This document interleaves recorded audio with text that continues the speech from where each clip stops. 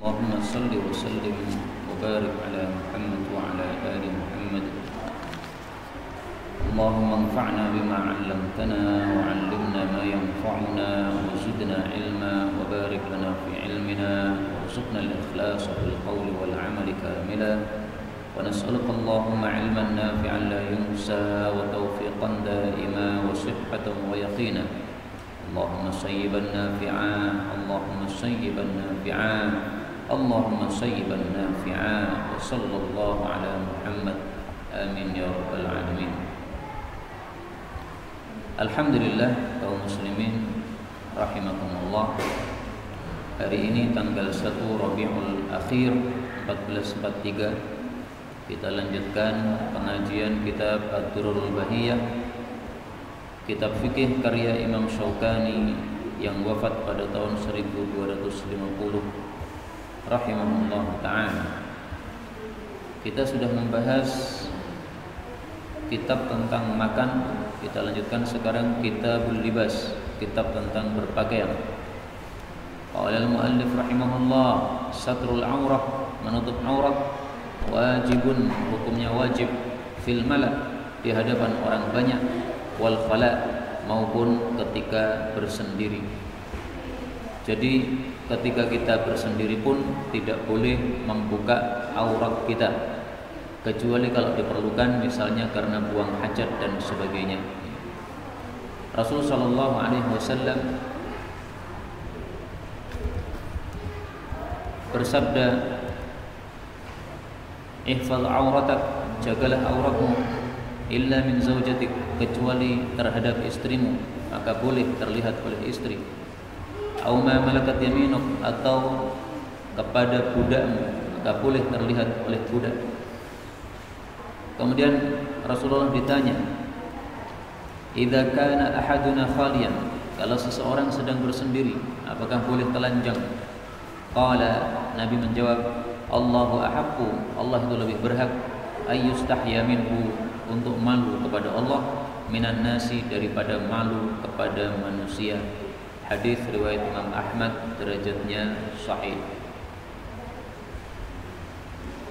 Kemudian beliau mengatakan, wala yalbasul rajul, janganlah seseorang itu memakai, seorang laki-laki dewasa jangan memakai al-khalisah, kain yang murni, minal hariri, dari harir, yaitu sutra.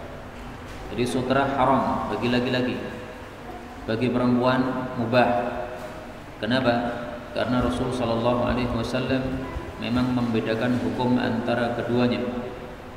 Inna hadaini haramun ala dzukuri ummati, sesungguhnya dua barang ini haram untuk lelaki di antara umatku. Hillun li inathihim, halal untuk para wanita di antara mereka. Yakni dzahab wal harir, maksudnya emas dan sutra. Hadis riwayat Abu Dawud sahih.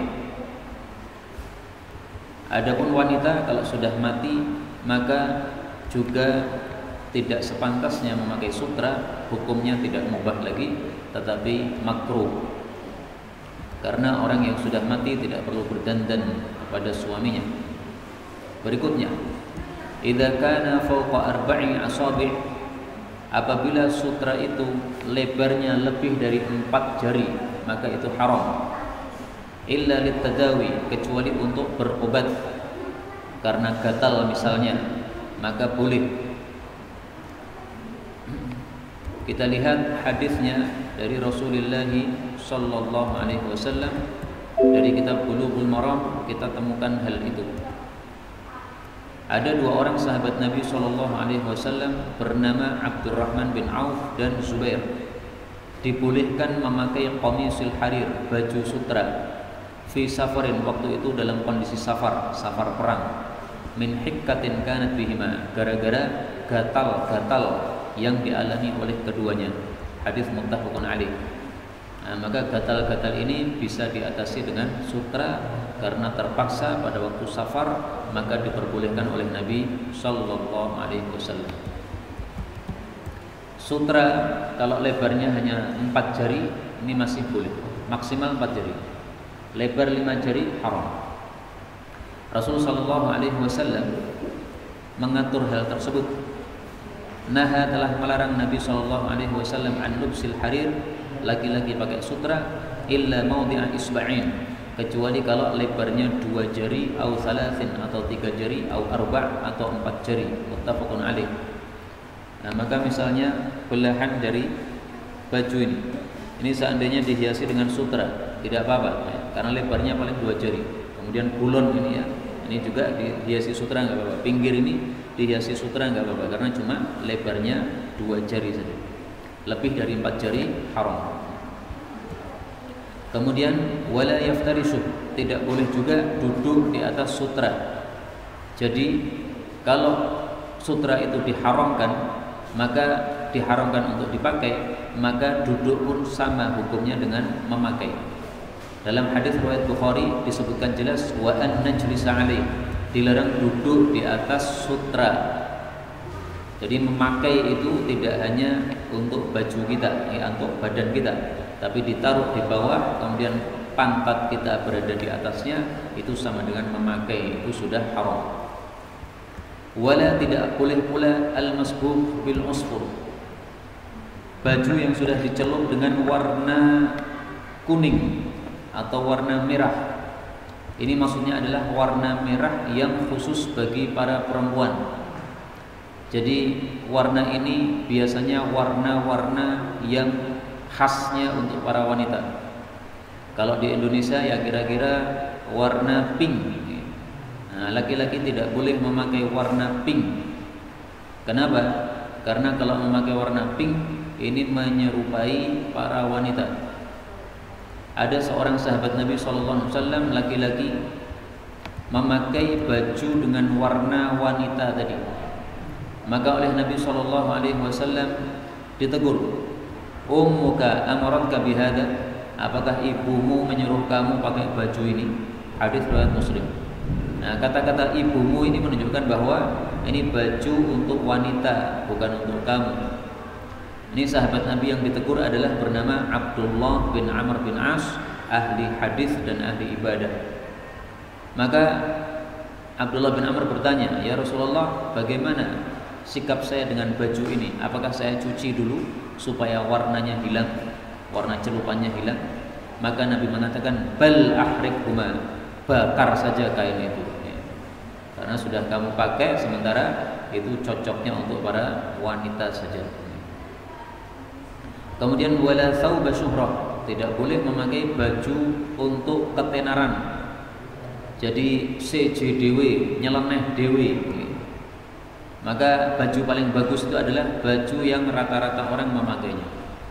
Di Indonesia orang rata-rata memakai batik. Nah, batik itu bagus. Di Indonesia rata-rata orang memakai baju koko. Nah, baju koko itu bagus. Baju gamis panjang seperti saya ini di Indonesia sudah merata, banyak yang pakai. Nah, ini bagus, tidak ada masalah. Tapi seandainya di Indonesia tidak ada satupun orang pakai baju gamis gini, maka ini menyebabkan ketenaran, ini tidak boleh dipakai. Apalagi niatannya supaya terkenal atau tenar. Jadi tidak usah nyeleneh-nyeleneh dalam memakai baju, biasa saja. Kemudian wala ma yakhtassu bin nisa, tidak boleh memakai baju yang khusus oleh para wanita. Jadi misalnya androk, nah itu kan untuk para wanita. Tidak boleh laki-laki menggunakannya sebagai sarung. Karena Rasulullah SAW la'anallahu al-mutasyabbihina minar rijali bin nisa. Allah Subhanahu wa taala melaknat, la'anallahu, Allah melaknat ar-rajul yalbasu libsatal mar'ah, laki-laki memakai baju dengan cara memakainya para wanita. Wal mar'ah talbasu libsatal rajul, perempuan memakai baju dengan cara pakainya laki-laki. Nah, maka wanita pakai sarung itu juga maksudnya sarung seperti model laki-laki, digulung di perutnya, nah, itu tidak sepantasnya. Hadis riwayat Abu Dawud, derajatnya sahih. Dan ini diancam dengan laknat. La'anallah, Allah laknat, ini berarti dosa besar, bukan dosa kecil. Maka beliau mengatakan di sini walal aqs, tidak boleh juga sebaliknya, yaitu wanita pakai baju model laki-laki. Wa yahrumu 'ala rijal, haram bagi laki-laki dewasa at-tahalli bidzahab, berhias dengan emas. baik itu cincin, itu gelang, kalung, kemudian bros dan sebagainya ya. Untuk laki-laki haram, untuk perempuan silahkan bebas. La bi ghairihi. Adapun selain emas boleh. Misalnya cincin perak, tidak ada masalah. Mari kita lihat bagaimana cincinnya Rasulullah sallallahu alaihi wasallam. Karena Rasulullah juga memakai cincin. Karena khatamuhu adalah cincin Nabi min fiddah, terbuat dari perak. Fassuhu minhu. Matanya itu juga dari perak. Jadi besinya yang melingkar itu perak, kemudian matanya juga perak. Hadis riwayat Bukhari sahih.